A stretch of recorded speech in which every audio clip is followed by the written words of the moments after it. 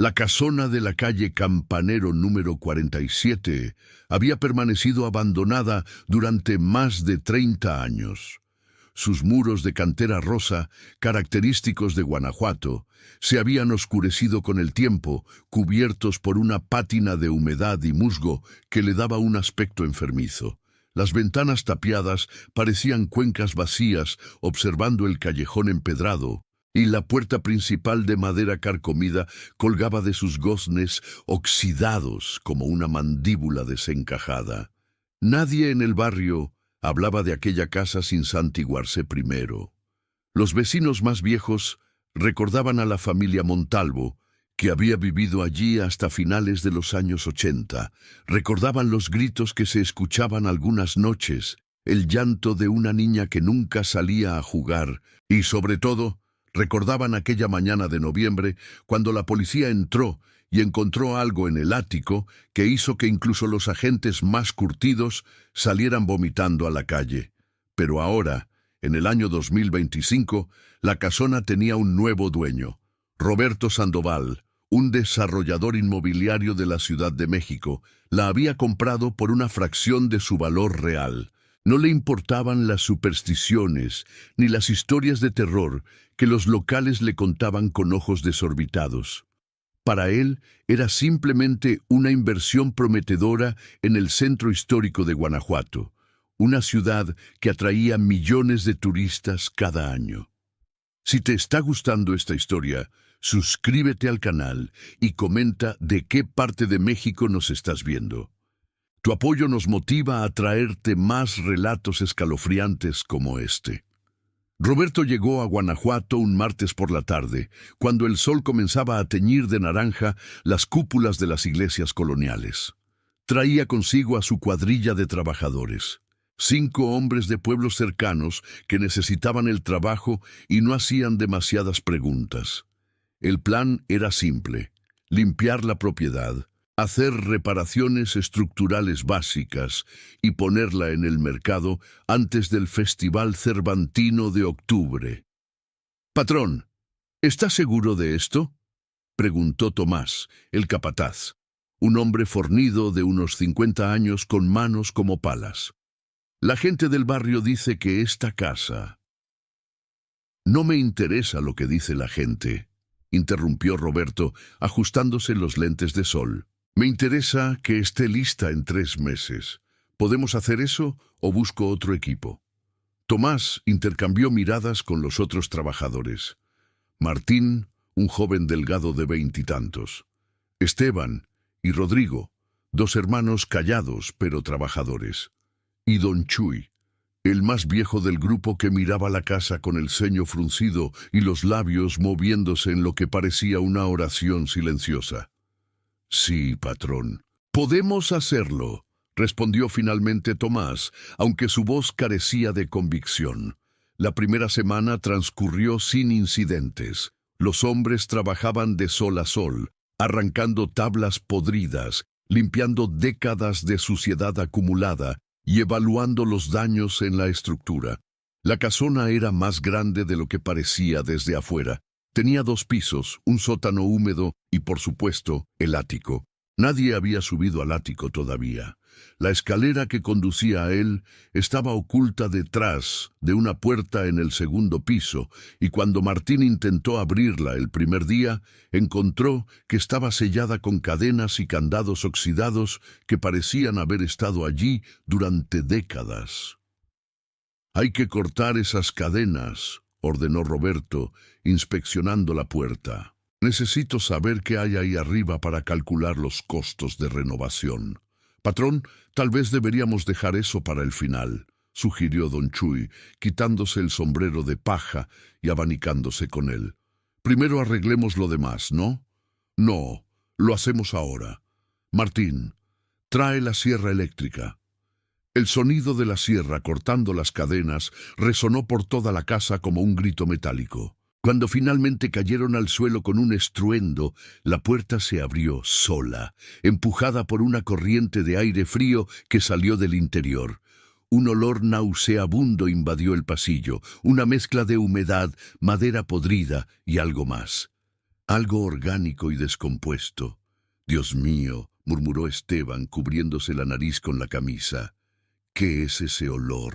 Roberto encendió su linterna de alta potencia e iluminó la escalera que subía hacia la oscuridad. Los escalones de madera estaban combados y cubiertos de polvo, con telarañas que colgaban como cortinas espectrales. En las paredes podía distinguir manchas oscuras que parecían sangre seca. «Yo subo primero», declaró Roberto colocando un pie en el primer escalón. «Ustedes esperen aquí». «No, patrón», dijo Tomás firmemente. «Si usted sube, yo voy con usted. No es seguro». Los dos hombres subieron lentamente, sus pasos haciendo crujir la madera antigua. La escalera daba vueltas en espiral, y con cada paso el olor se hacía más intenso, más penetrante. Roberto sintió náuseas, pero las reprimió. No iba a mostrar debilidad frente a sus empleados. Cuando finalmente llegaron al ático, Roberto barrió el espacio con su linterna. Era un área amplia, del tamaño de todo el segundo piso, con vigas de madera expuestas en el techo y un par de ventanas pequeñas cubiertas con tablas. El suelo estaba cubierto de una gruesa capa de polvo, pero lo que capturó inmediatamente su atención fueron los objetos dispersos por el espacio. Había muebles viejos apilados contra las paredes, un tocador con el espejo roto, una mecedora volcada, cajas de cartón deterioradas. Pero en el centro del ático, iluminado por el haz de luz de Roberto, había algo que hizo que su sangre se helara. Era una cama pequeña, de niño, con barrotes de metal oxidado. Las sábanas, amarillentas y rasgadas, todavía cubrían el colchón hundido. Y atados a los barrotes había lo que parecían ser pedazos de cuerda gruesa, cortados pero aún anudados, como si alguien hubiera estado atado allí. «Jesús, María y José», susurró Tomás, santiguándose repetidamente. «Patrón, tenemos que salir de aquí, ahora». Pero Roberto estaba fascinado, acercándose a la cama con pasos lentos. Había algo más. Sobre el tocador, apenas visible bajo el polvo, había fotografías. Las tomó con manos temblorosas y las limpió con la manga de su camisa. La primera mostraba a una familia, un hombre de aspecto severo con bigote y traje oscuro, una mujer delgada con el cabello recogido y una sonrisa forzada, y una niña de unos 8 años con coletas y un vestido blanco. La niña no sonreía. Sus ojos oscuros miraban fijamente a la cámara con una expresión que Roberto solo podía describir como terror absoluto. La segunda fotografía lo perturbó aún más. Mostraba el interior del ático, pero en condiciones muy diferentes.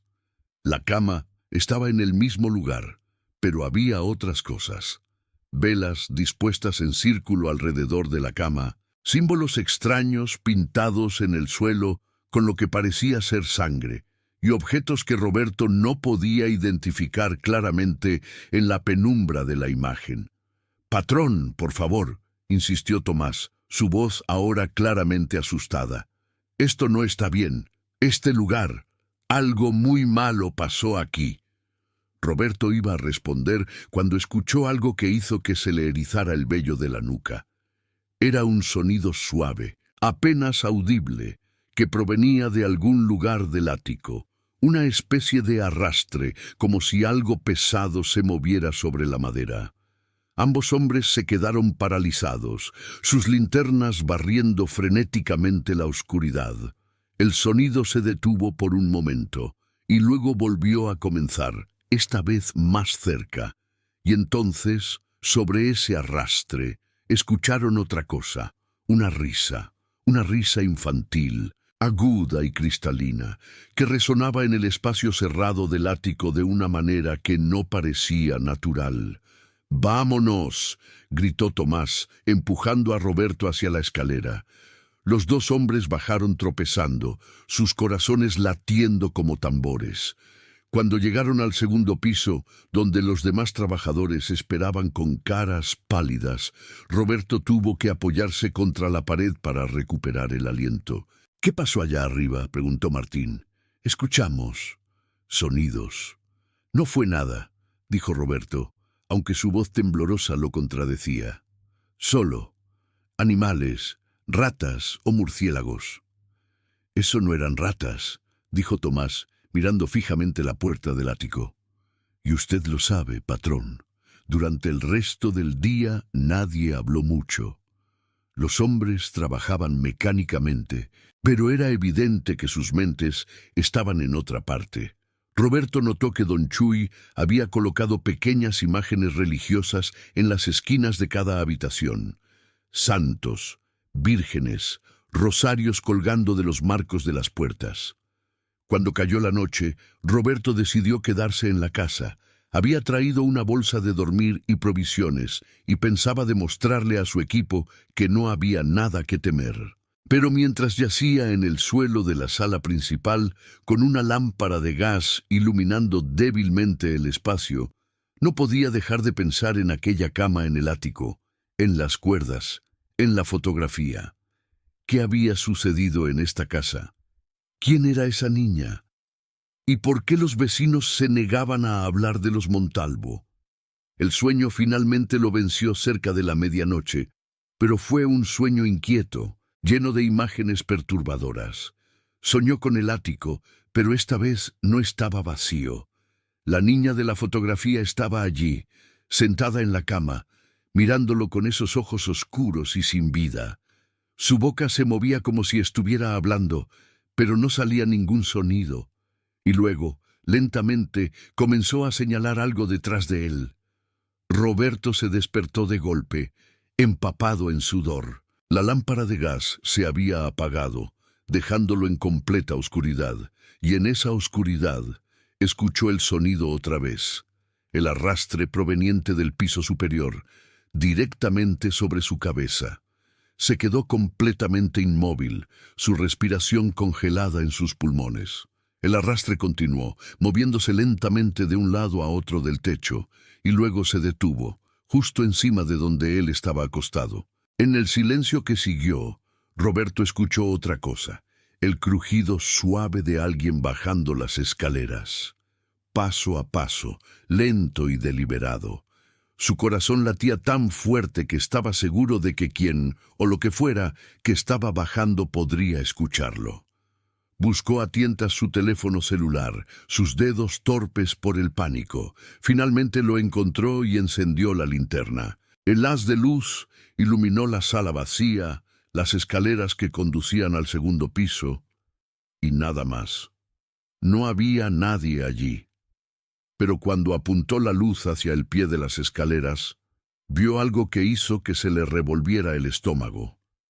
Pequeñas huellas de pies descalzos en el polvo del suelo, huellas que no habían estado allí antes. Huellas de niño que conducían desde las escaleras hasta un punto a pocos metros de donde él había estado durmiendo, y luego regresaban. Roberto no esperó ni un segundo más. Recogió sus cosas, salió corriendo de la casa y no se detuvo hasta llegar a su hotel en el centro de la ciudad, a 15 minutos, caminando por las calles empedradas y desiertas de Guanajuato.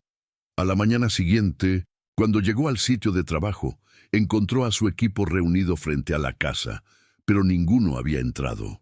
Tomás se acercó a él con expresión seria. «Patrón, necesitamos hablar, los muchachos y yo. Hemos estado preguntando por ahí, sobre esta casa, sobre lo que pasó». «No necesito escuchar chismes de vecinas asustadas», respondió Roberto, aunque su bravuconería de los días anteriores había disminuido considerablemente. «No son chismes, patrón. Es historia real. Hay registros policiales, artículos de periódico. Encontramos a alguien que está dispuesto a hablar con usted. Se llama Doña Socorro. Vivía en esta calle cuando pasó todo. Dice que si usted va a trabajar en esta casa, necesita saber la verdad». Roberto vaciló, pero finalmente asintió. Necesitaba respuestas, necesitaba entender qué diablos estaba pasando. Doña Socorro resultó ser una mujer menuda de unos 70 años, con el cabello completamente blanco recogido en un moño apretado. Vivía 3 casas más abajo, en una vivienda limpia y ordenada que olía a canela y copal. Lo recibió en su pequeña sala, donde las paredes estaban cubiertas de fotografías familiares e imágenes religiosas. Sabía que eventualmente alguien compraría esa casa, dijo, sirviéndoles café en tazas de barro. Sabía que eventualmente la verdad tendría que salir otra vez a la luz. Se sentó en una silla antigua y suspiró profundamente antes de comenzar. La familia Montalvo llegó a Guanajuato en 1975. Don Héctor Montalvo era ingeniero, trabajaba en las minas. Su esposa, doña Raquel, era una mujer muy callada, muy reservada, y tenían una hija, Lupita, que tenía 6 años cuando se mudaron a esa casa. Doña Socorro tomó un sorbo de café, sus manos arrugadas temblando ligeramente. Al principio parecían una familia normal, aunque un poco extraña. Lupita nunca jugaba con los otros niños del barrio, nunca iba a la escuela. Cuando le preguntábamos a doña Raquel, ella decía que la niña estaba enferma, que tenía una condición delicada y necesitaba quedarse en casa. Pero a veces, por las noches, la escuchábamos llorar, gritar, pedía ayuda. ¿Y nadie hizo nada?, preguntó Roberto, sintiendo una rabia creciente en su pecho.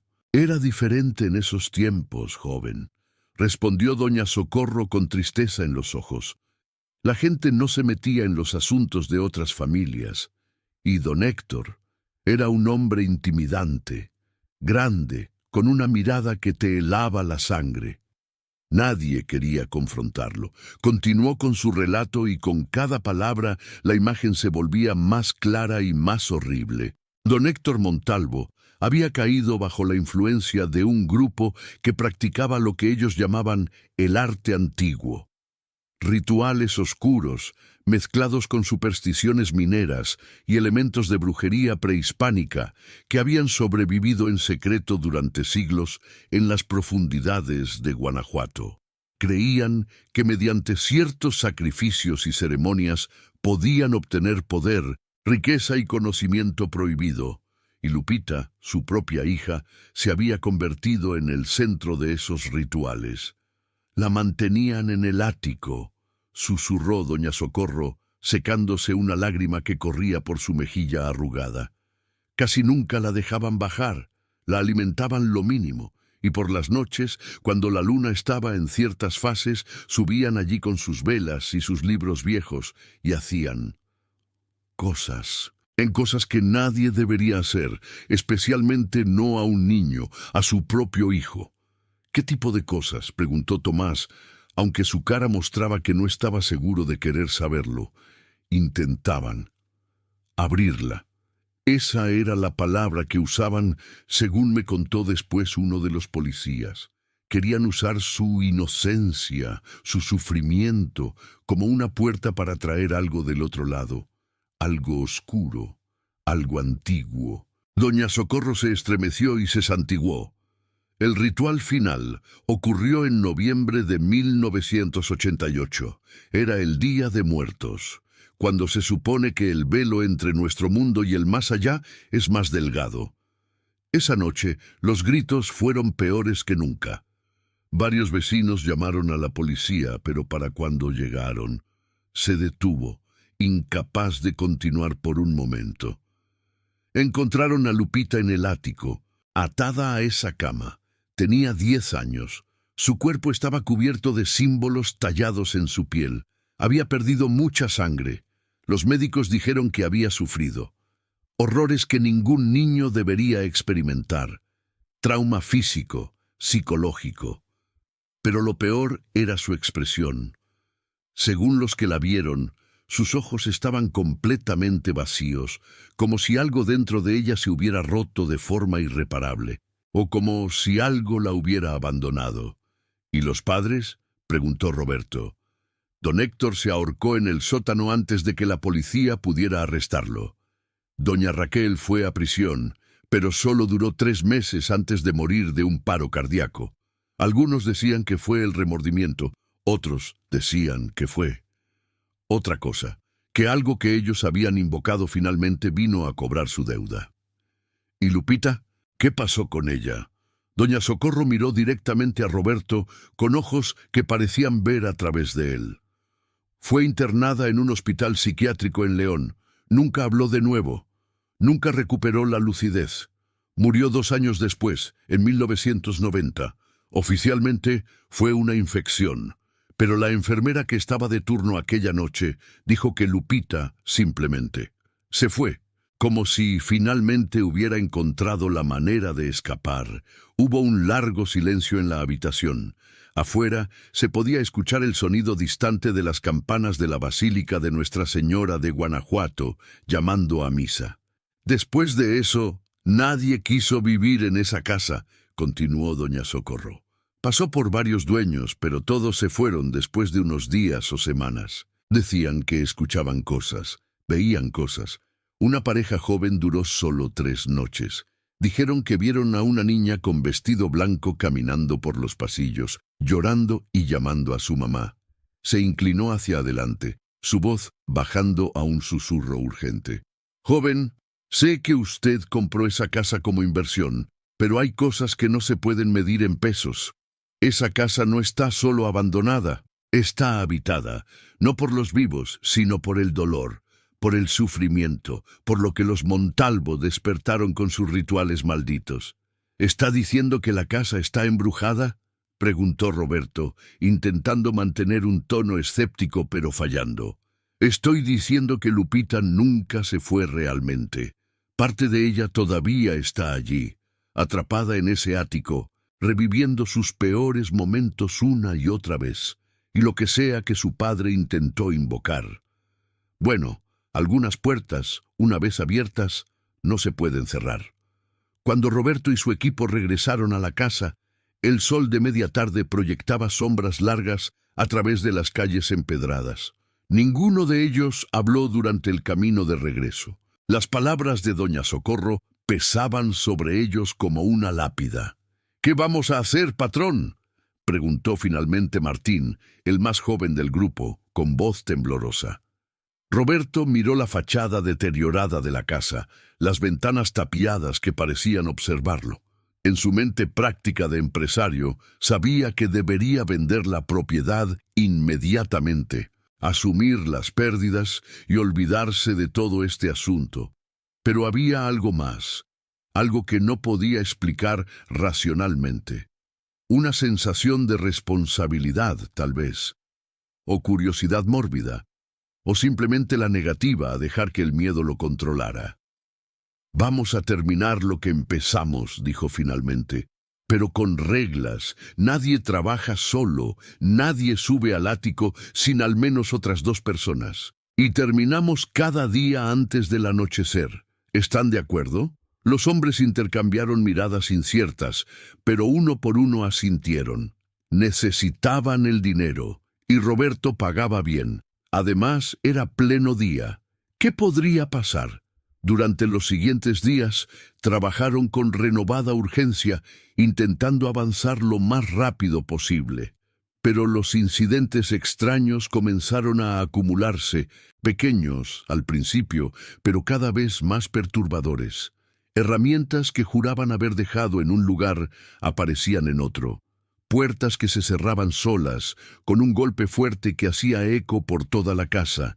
Y el frío. Incluso durante las tardes calurosas de Guanajuato, cuando el sol convertía las calles en hornos, el interior de la casa permanecía helado, especialmente cerca de las escaleras que conducían al ático. Don Chuy se convirtió en su ancla de cordura. El viejo trabajador parecía conocer oraciones y rituales de protección que había aprendido de su abuela, quien había sido curandera en su pueblo natal de Dolores Hidalgo. Cada mañana, antes de que comenzaran el trabajo, caminaba por la casa con un atado de hierbas humeantes, romero, ruda y copal, mientras murmuraba bendiciones en voz baja. Mi abuela decía que los espíritus atrapados son como niños perdidos, explicó una vez mientras preparaba el sahumerio. No son malvados por naturaleza. Están asustados, confundidos. Han olvidado cómo cruzar al otro lado. ¿Y crees que eso es lo que está pasando aquí?, preguntó Roberto. Que Lupita está perdida. Don Chuy lo miró con ojos sabios que habían visto demasiado. Creo que Lupita sufrió cosas que ningún ser humano debería sufrir. Y creo que cuando sufrimos así, especialmente cuando somos niños, partes de nosotros se rompen, se quedan atrás, como fragmentos de vidrio esparcidos en el suelo. ¿Cómo se ayuda a alguien así? Primero hay que escuchar. Hay que entender qué quieren, qué necesitan para encontrar paz. Segundo, hay que tener cuidado, porque el dolor puede transformarse en rabia, y la rabia en algo peor. Fue Rodrigo quien encontró el diario. Estaba trabajando en el segundo piso, arrancando paneles de yeso dañados por la humedad, cuando una sección completa se derrumbó, revelando un hueco en la pared. Dentro, envuelto en plástico amarillento, había un cuaderno de espiral con la cubierta decorada con calcomanías descoloridas de flores y mariposas. «Patrón, creo que debería ver esto», llamó. Roberto subió corriendo las escaleras, su curiosidad superando su aprensión. Tomó el cuaderno con manos cuidadosas. La primera página tenía una inscripción en letra infantil e irregular. «Este diario pertenece a Guadalupe Montalvo. Si lo encuentras, por favor, ayúdame». Con el corazón acelerado, Roberto comenzó a leer en voz alta mientras los trabajadores se reunían a su alrededor. Las primeras entradas eran inocentes, el tipo de cosas que cualquier niña de 6 o 7 años escribiría. Descripciones de sus muñecas favoritas, quejas sobre tener que comer verduras, deseos de tener una hermana con quien jugar. Pero a medida que avanzaba en el diario, el tono cambiaba dramáticamente. Hoy papá dijo que soy especial. Dijo que tengo un don que otras personas no tienen. Me llevó al ático y me mostró los libros viejos. No entiendo las palabras, pero las imágenes me dan miedo. Hay monstruos con muchos ojos y bocas. Papá dice que no son monstruos, son maestros de la verdad antigua. Mamá lloró cuando papá dijo que tenía que dormir en el ático ahora. Dijo que era necesario para mi entrenamiento. No me gusta el ático. Hace frío y hay sombras que se mueven cuando no las miro directamente. Escucho susurros que salen de las paredes. Han pasado muchas noches, ya no sé cuántas. Papá viene con sus amigos, hombres con capas oscuras que huelen a tierra y cosas muertas. Me hacen acostarme en la cama y atan mis muñecas y tobillos. Dicen que es para mantenerme segura durante el ritual. Prenden velas y cantan en un idioma que lastima mis oídos. Y entonces siento que algo me toca. Algo frío, algo que no tiene cuerpo pero que de alguna manera está ahí, presionando contra mí, tratando de entrar. Roberto dejó de leer, sintiendo náuseas. Los rostros de sus trabajadores reflejaban horror y una creciente furia. Esto no eran simplemente rituales esotéricos, era abuso sistematizado, tortura disfrazada de misticismo. «Siga leyendo, patrón», dijo Tomás, su voz tensa. «Necesitamos saber todo». Roberto pasó varias páginas donde la letra se volvía cada vez más descuidada, más errática, como si la mano que escribía temblara incontrolablemente. Entonces encontró una entrada que hizo que se le helara la sangre. «Ya no soy solo yo. Hay algo más dentro de mí ahora. Cuando miro mis manos, a veces veo otras manos superpuestas sobre las mías. Manos viejas y retorcidas, con uñas como garras. Escucho voces que no son la mía, susurrando pensamientos que me dan miedo. Papá está feliz. Dice que el ritual está funcionando, que pronto seré un vaso perfecto para el conocimiento ancestral. No quiero ser un vaso, solo quiero ser Lupita otra vez. Solo quiero jugar afuera como los otros niños. La última entrada fechada era del 31 de octubre de 1988. Hoy es Halloween, pero también el Día de Muertos. Papá dice que esta noche es la noche, el ritual final. Sus ojos brillan de una manera que me asusta más que nunca. Mamá no quiere mirarme. Creo que sabe lo que va a pasar. He estado tratando de ser valiente, pero tengo tanto miedo. Si alguien encuentra esto algún día, por favor dígale a mi mamá que la perdono. No es su culpa. Y si ven a papá en el infierno, díganle que yo también estaré allí, esperándolo, para que sienta lo que él me hizo sentir para siempre. El silencio que siguió fue absoluto. Incluso los sonidos distantes de la ciudad, el tráfico, las voces, las campanas de las iglesias, parecieron desvanecerse. Finalmente, don Chuy habló, su voz temblando. Esa niña no está en paz. No puede estarlo después de lo que pasó y lo que su padre invocó. Señaló hacia el techo, hacia el ático. Todavía está ahí arriba. Como si respondiera a sus palabras, escucharon un sonido que ahora se había vuelto terriblemente familiar. El arrastre lento y deliberado proveniente directamente del ático. Pero esta vez fue seguido por algo nuevo, el llanto de una niña, débil al principio pero creciendo en volumen e intensidad hasta que llenó toda la casa. ¡Mamá!, gritaba la voz. ¡Mamá, ayúdame! ¡Por favor, duele! ¡Duele mucho! Los hombres se miraron con caras pálidas. Martín, el más joven, se santiguó repetidamente con manos temblorosas. «Tenemos que hacer algo», dijo Roberto, sorprendiéndose a sí mismo con la firmeza en su voz. «No podemos simplemente ignorar esto. No después de leer su diario. Esa niña está pidiendo ayuda. Ha estado pidiendo ayuda durante casi 40 años». «¿Qué sugiere, patrón?», preguntó Tomás. «No somos sacerdotes ni exorcistas. Somos solo trabajadores de construcción». «No», intervino don Chuy, con una expresión decidida en su rostro arrugado. «Somos más que eso. Somos hombres con conciencia. Y cuando un espíritu pide ayuda, especialmente el espíritu de un niño que sufrió injusticias terribles, los vivos tienen la obligación de responder». Se volvió hacia Roberto. «Hay una manera. Mi abuela me enseñó. Pero es peligroso, especialmente si lo que habita ese ático no es solo el espíritu de la niña, sino también la otra cosa, la cosa que su padre trató de invocar. «¿Qué tenemos que hacer?». Don Chuy explicó el ritual de liberación que su abuela había practicado durante décadas en los pueblos rurales de Guanajuato. Requería varios elementos: sal bendita, agua del río que corría bajo la ciudad, velas de cera de abeja pura, copal y algo personal de la persona fallecida. El diario serviría para ese último propósito.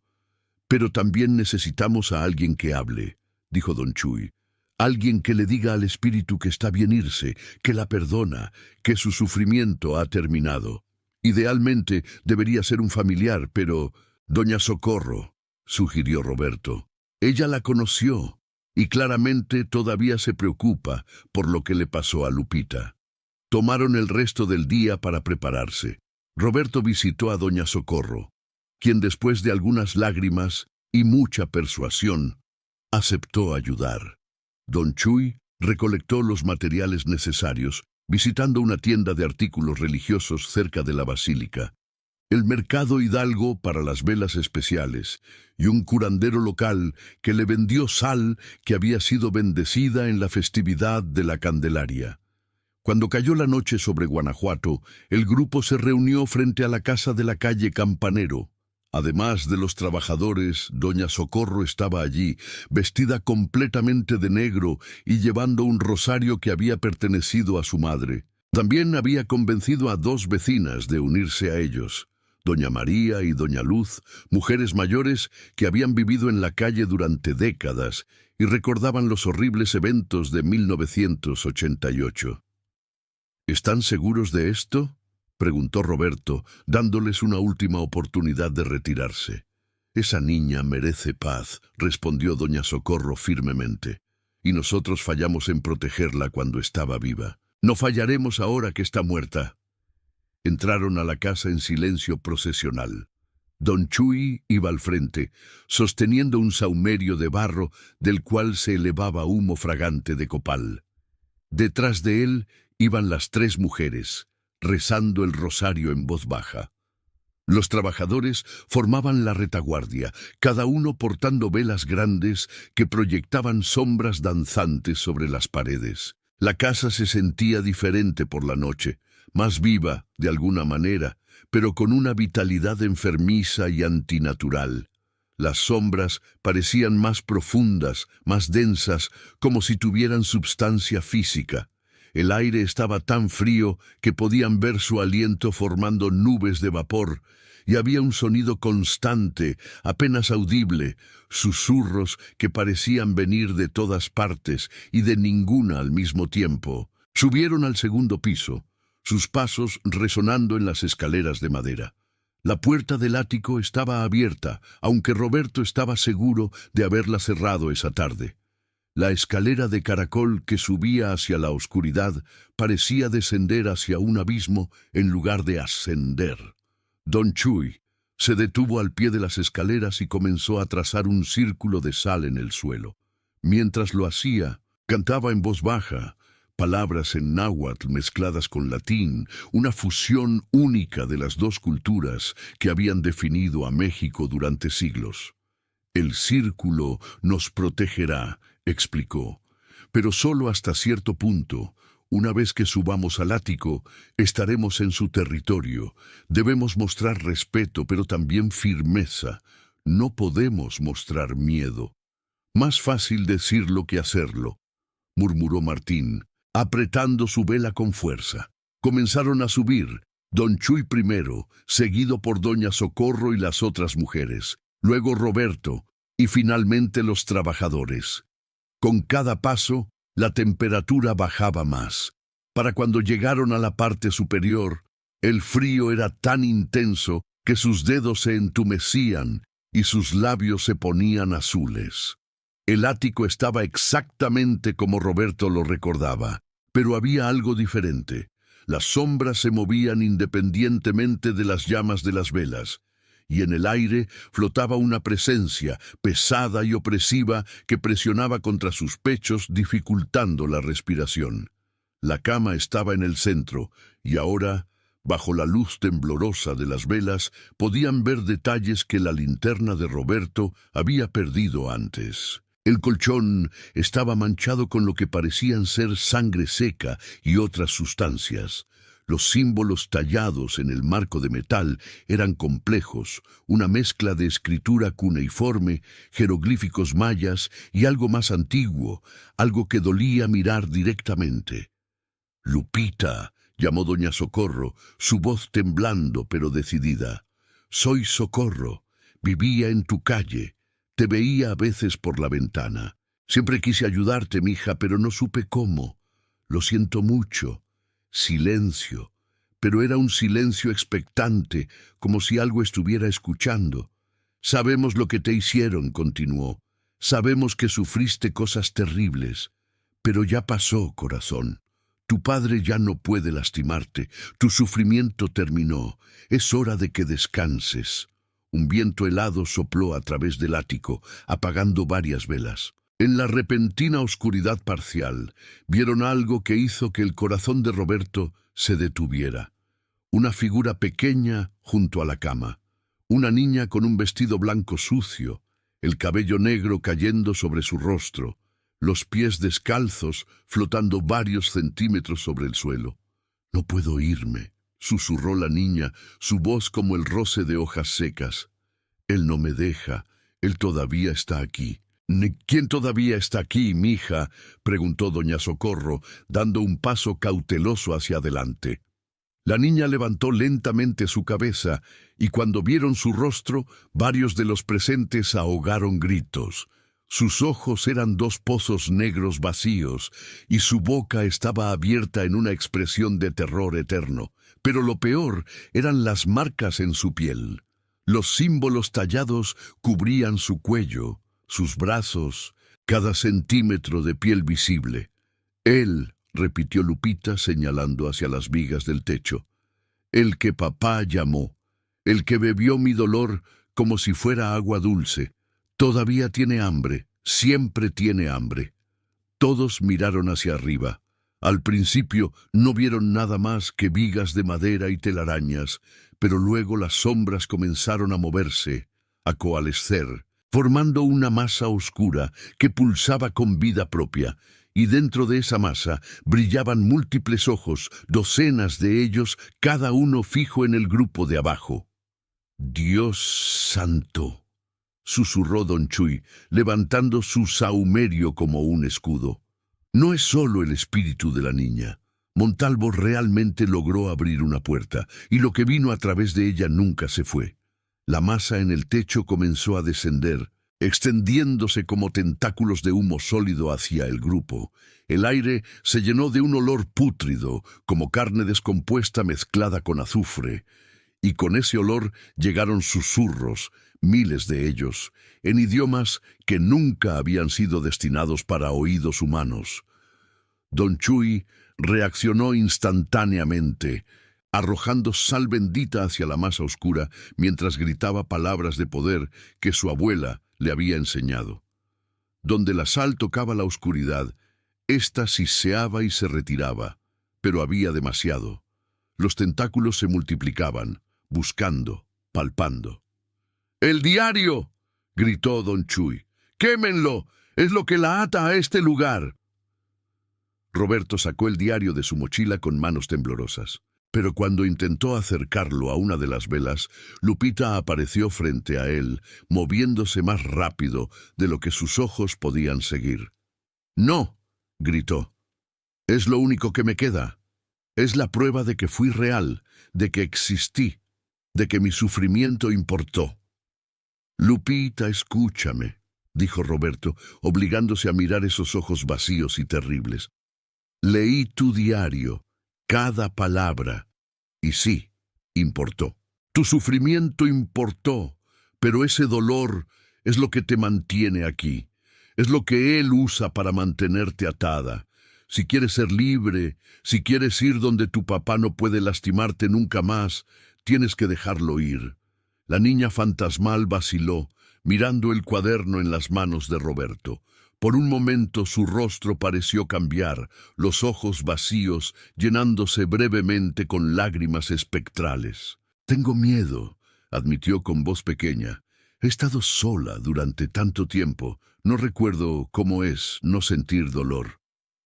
Doña Socorro se adelantó, ignorando los tentáculos oscuros que ahora rozaban peligrosamente cerca de su cabeza. «No estarás sola, mija. Mi madre está del otro lado, y mi hermana, que murió cuando era niña, y miles más que te recibirán con amor. Personas que entienden el sufrimiento, pero también conocen la paz que viene después. Déjalos ayudarte. Déjanos ayudarte». Las lágrimas ahora fluían libremente por el rostro de Lupita, brillando con una luz pálida en la penumbra. Lentamente asintió con la cabeza. «Está bien», susurró. «Quémenlo. Pero por favor, recuérdame. No dejen que lo que me pasó sea olvidado, para que nunca le vuelva a pasar a otro niño. Te lo prometo», dijo Roberto, su propia voz quebrada por la emoción. Sostuvo el diario sobre la llama de una de las velas. El papel viejo se encendió inmediatamente, las llamas consumiendo las palabras escritas con mano infantil, y mientras ardía, algo extraordinario sucedió. La figura de Lupita comenzó a brillar con una luz suave y cálida, completamente diferente de la luminosidad enfermiza que había emanado antes. Los símbolos tallados en su piel desaparecieron uno por uno, y por primera vez desde que apareciera, sonrió. Una sonrisa genuina, infantil, llena de alivio y alegría. «Gracias», dijo, y su voz ahora sonaba ligera, libre del peso del trauma. «Puedo ver una luz, y hay alguien allí, alguien que me está esperando. Pero la entidad en el techo no estaba dispuesta a dejar ir a su presa tan fácilmente. La masa oscura estalló en un frenesí de actividad, los tentáculos fustigando violentamente en todas direcciones. Uno de ellos golpeó a Rodrigo en el pecho, lanzándolo contra la pared con tanta fuerza que el hombre gritó de dolor. Otro envolvió el tobillo de Doña Luz, arrastrándola hacia la oscuridad. ¡No!, gritó don Chuy. ¡Todos formen un círculo alrededor de la niña! ¡Protéjanla!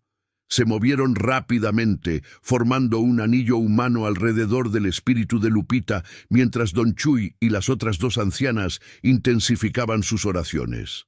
El rosario, el sahumerio, las velas, todos estos elementos ordinarios se convirtieron en armas de luz contra la oscuridad.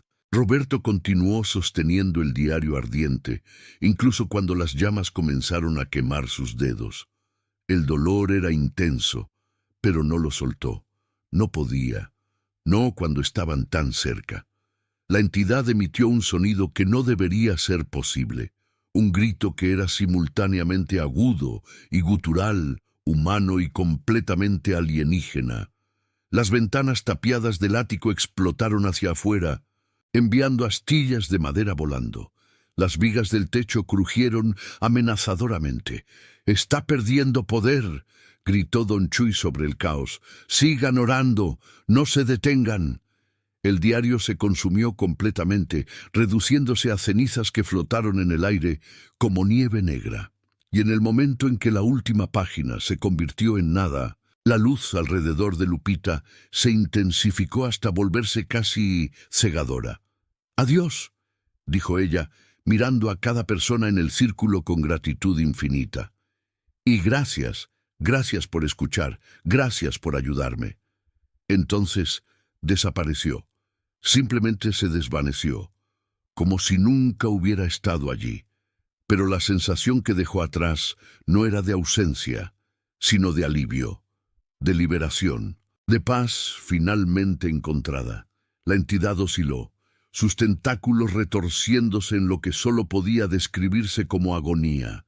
Sin el sufrimiento de Lupita para alimentarse, sin su dolor como ancla a este mundo, estaba perdiendo su agarre en la realidad. Don Chuy aprovechó el momento, arrojó el contenido completo de su bolsa de sal bendita hacia arriba, directamente al centro de la masa oscura, mientras gritaba una última palabra de poder, una palabra que su abuela le había hecho prometer que solo usaría en la más desesperada de las circunstancias. La sal se expandió en el aire, formando una red brillante de cristales que se adhirieron a la oscuridad, y donde tocaban, la entidad se disolvía, desintegrándose en jirones de sombra que eran arrastrados por un viento que parecía venir de algún lugar muy lejano. El último tentáculo se retorció una vez más, intentando agarrar algo, cualquier cosa, para permanecer en este mundo. Pero no había nada. Con un último aullido silencioso de frustración, la entidad fue arrastrada de vuelta a donde quiera que hubiera venido.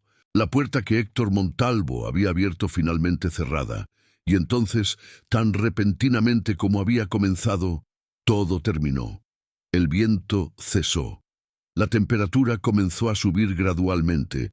Las sombras en las esquinas del ático se volvieron solo sombras otra vez, sin vida, sin malicia.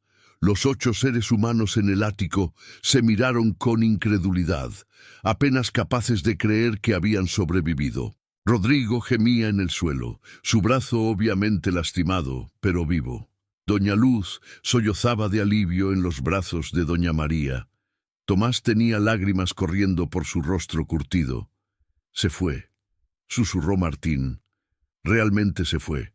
«Sí», confirmó don Chuy, agotado pero satisfecho. «Lupita finalmente está en paz, y la cosa que su padre invocó ha sido enviada de vuelta. Esta casa ahora está limpia». Bajaron lentamente del ático, cada paso más fácil que el anterior. Era como si un peso que no habían sabido que estaban cargando se hubiera levantado de sus hombros. Cuando finalmente salieron a la calle, el aire fresco de la noche nunca había olido tan dulce. Las estrellas brillaban sobre Guanajuato y desde algún lugar en las colinas que rodeaban la ciudad podían escuchar música, una banda tocando canciones tradicionales para alguna celebración. La vida continuaba, indiferente al drama sobrenatural que acababa de desarrollarse en la casona de la calle Campanero. En los días siguientes, Roberto contrató a un sacerdote católico para bendecir formalmente la propiedad. El padre Sebastián, un jesuita mayor que había servido en Guanajuato durante 40 años, recorrió cada habitación con agua bendita y oraciones. Cuando llegó al ático, se detuvo por un largo momento. «Hay una presencia aquí todavía», dijo, «pero no es malévola, es melancólica. Como un recuerdo de tristeza, no la tristeza misma». «¿Debería preocuparme?», preguntó Roberto. El padre Sebastián negó con la cabeza. «No, lo que sea que pasó aquí fue resuelto. Pero algunos lugares retienen ecos de eventos traumáticos, como cicatrices en el tejido de la realidad. Esas cicatrices se desvanecerán con el tiempo, especialmente si esta casa es llenada con risas, vida y amor». Continuaron el trabajo de renovación con renovado entusiasmo. La casa, liberada de su carga oscura, pareció responder a sus esfuerzos. Trabajos que deberían haber sido difíciles, resultaron sorprendentemente fáciles. La madera que habían pensado que necesitaría ser reemplazada todavía estaba sólida. Los problemas de plomería que habían anticipado simplemente no se materializaron. «Es como si la casa quisiera ser arreglada», comentó Tomás un día, «como si hubiera estado esperando este momento». Roberto decidió hacer algo que originalmente no había planeado. Contrató a un artista local, una mujer llamada Frida Guzmán, conocida por sus murales emotivos, para crear algo especial en lo que había sido el ático. «No quiero que sea algo oscuro o aterrador», instruyó. «Quiero que sea un memorial, para Lupita, para recordar lo que sucedió, pero también para celebrar que ella finalmente encontró la paz». Frida trabajó durante 2 semanas, transformando las paredes del ático en una obra de arte conmovedora. Pintó un jardín lleno de luz solar, flores vibrantes y mariposas.